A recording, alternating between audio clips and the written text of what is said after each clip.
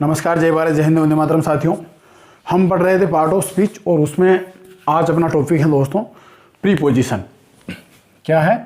Preposition. अब ये preposition क्या होता है? प्रीपोजिशन दोस्तों ऐसे शब्द होते हैं जो किसी नाउन के पहले लगकर, जैसा कि आप इसके नाम से देख पा रहे हो, इसका नाम ही है प्री और पोजिशन। मतलब प्री पहले, पोजीशन या उसकी अवस्थिति या उसका स्थान, मतलब नाउन से पहले लगते हैं और ये उसके स्थिति, दिशा, समय, स्थान आदि के बारे में जो है हमें अवगत करवाते हैं कि उसकी क्या स्थिति है। लेते हैं दोस्तों कुछ उदाहरण। यहाँ लिखा मैंने ऑन, ठीक है।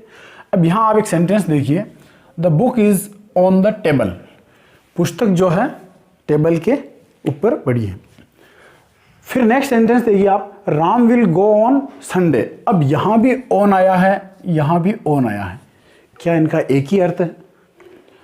एक और देखिए, he was on the phone, the ink fell on my hand, online study is on demand.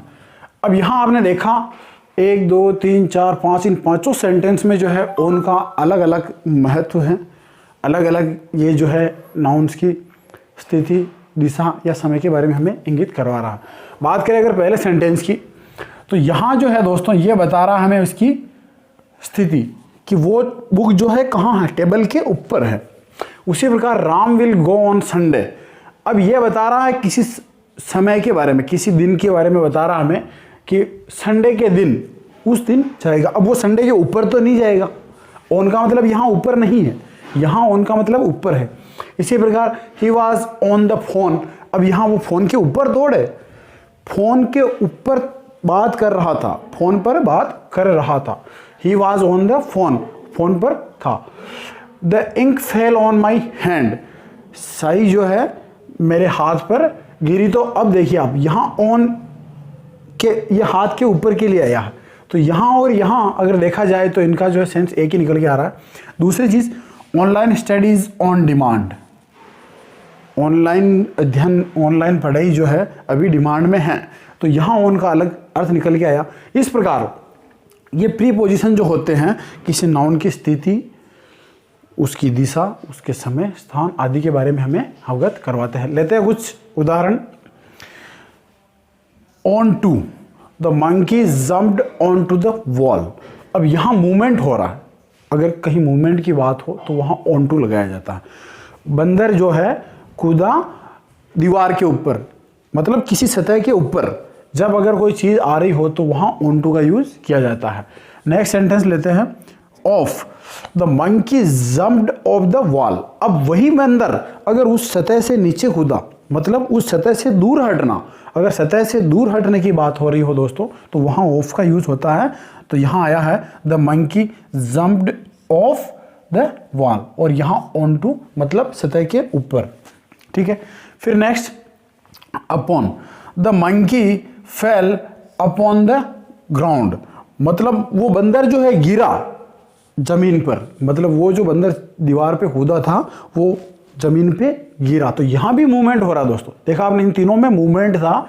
और ये जो है अपॉन द ग्राउंड, मतलब जमीन के ऊपर गिरा, जमीन के ऊपर, ठीक है। फिर नेक्स्ट, अबाउ।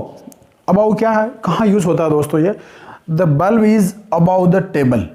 अब देखिए आप, यहाँ एक तो यहाँ ऑन द टेबल था और यहाँ है अबाउ द टेबल।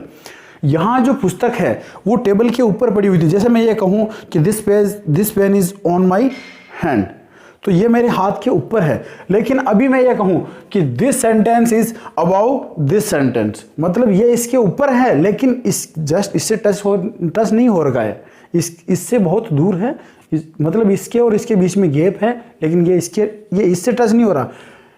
किसी सतह पे तो टच हो रहा है लेकिन ऊपर है। क्या था, the bulb is about the table.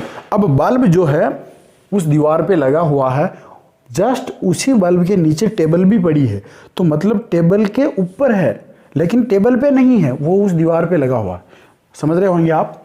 फिर next, in, I am in the class. मैं अभी कक्षा में हूँ, मैं अभी क्लास में हूँ। लेकिन at, she is at home, अब यहाँ एट, एट का मतलब होता है पर, इन का मतलब होता है अंदर या में।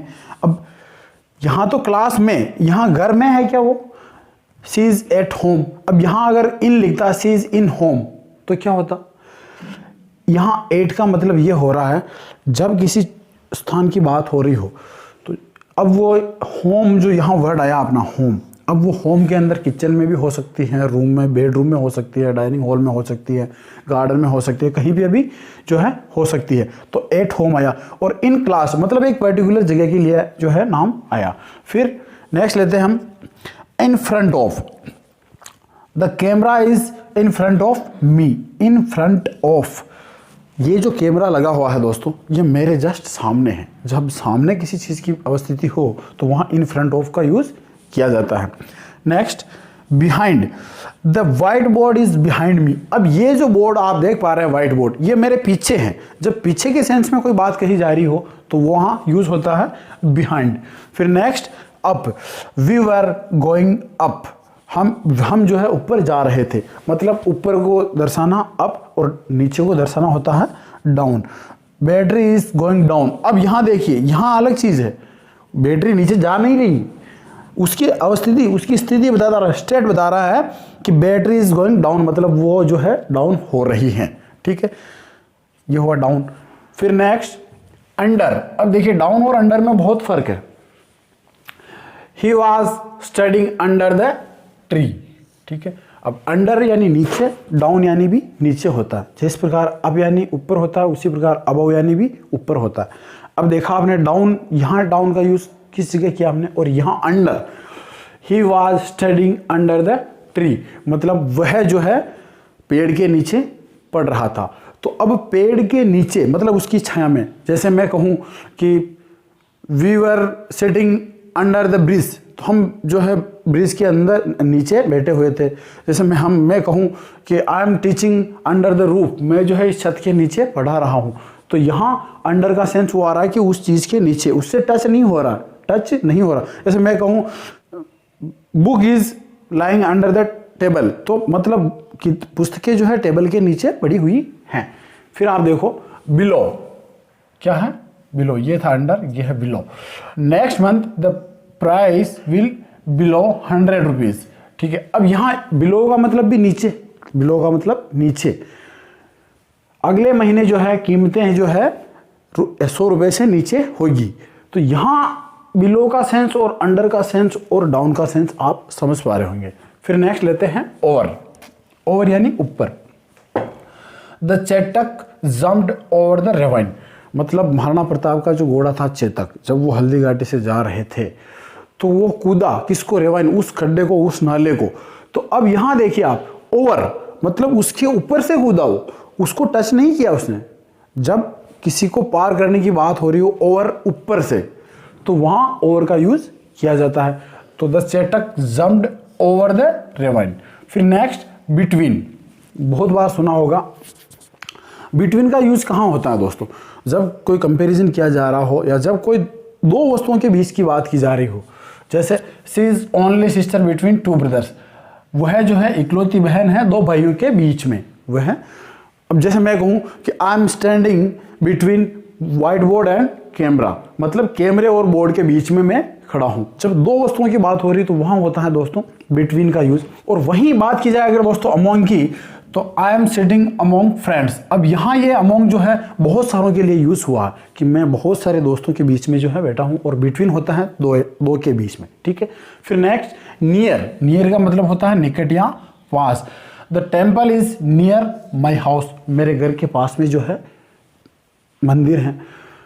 अब ये वर्ड आया है far from, the school is far from village, से दूर, मतलब दूर, दूर की बात अगर कहाँ की जा रही हो तो वहाँ यूज होता है फार फ्रॉम का।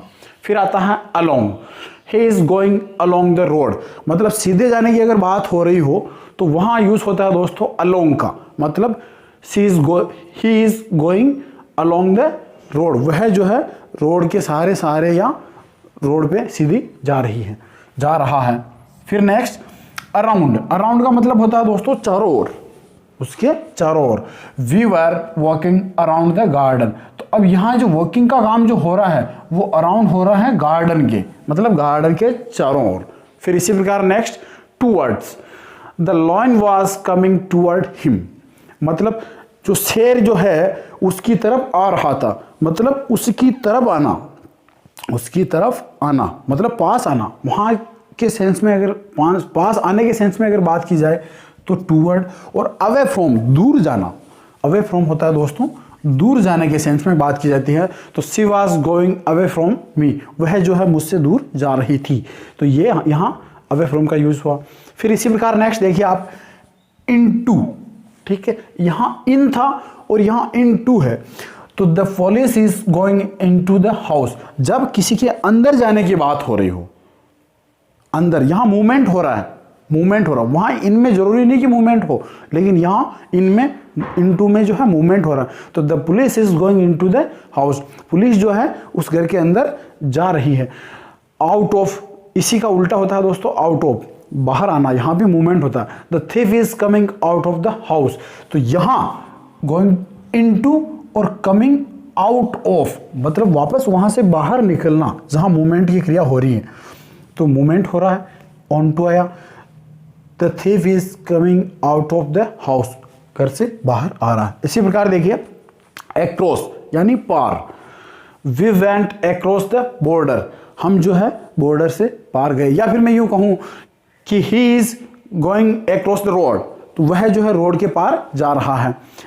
इसी प्रकार आप देखिए एक्रॉस और थ्रू में बहुत फर्क होता है। The train goes through the tunnel, अब ये जो है किसी को पार करके, किसी मतलब यूं समझ लीजिए कि किसी को छेद करके जाना, वहां के सेंस में थ्रू का यूज होता है। तो the train goes through the tunnel, train जो है उस टनल के अंदर से होके जो है जाती है। तो ये था दोस्तों कुछ प्रीपोजिशंस, इसके अलावा भी बहुत सारे प्रीपोजिशंस और होते हैं। आशा करता हूं कि आपको समझ में आए होंगे और इनका जो सेंस होता है वो आपको समझ में आया होगा। नेक्स्ट क्लास में दोस्तों हम लेंगे कंजक्शन।